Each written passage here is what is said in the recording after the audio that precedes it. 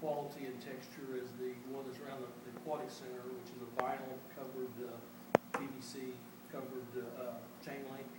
That was $8,000. We also looked at, the cost of doing a ornamental type of iron, and it was about $14,000. So at this point in the budget, we placed the $8,000 in the budget, unless someone has an objection to that. Put that in the general fund capital improvements. We added $2,000 to the youth center maintenance and operation budget to fund some cameras for security.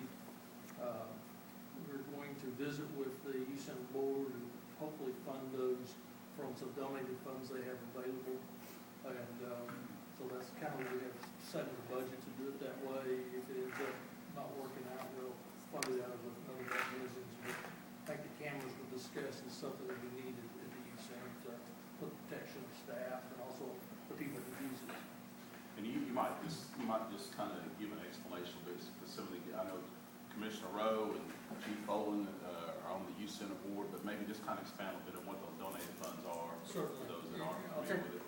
I'll take a step back. If you remember, we did our work session down for our original budget session. I believe before you two gentlemen were seated, we went through all the funds the city had, and one of them, the general funds, and we went through, some of them were designated funds, some of them were restricted funds, and some of them are unrestricted funds. The youth center has some funds that was originally donated. We were looking at trying to build a new youth center, and they were able to gather up, if I remember right, around $200,000, which wasn't enough to get where we wanted to be with the youth center. So we ended up passing sales tax to fund the youth center.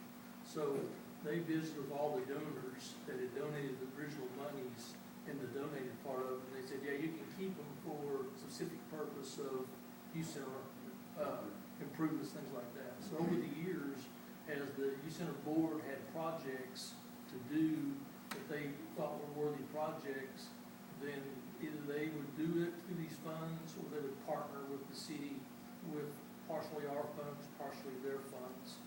And so that's the funds we're talking about. We account for them separately because they're restricted, because they can only be used basically on things for the youth center. And so we'd be looking at possibly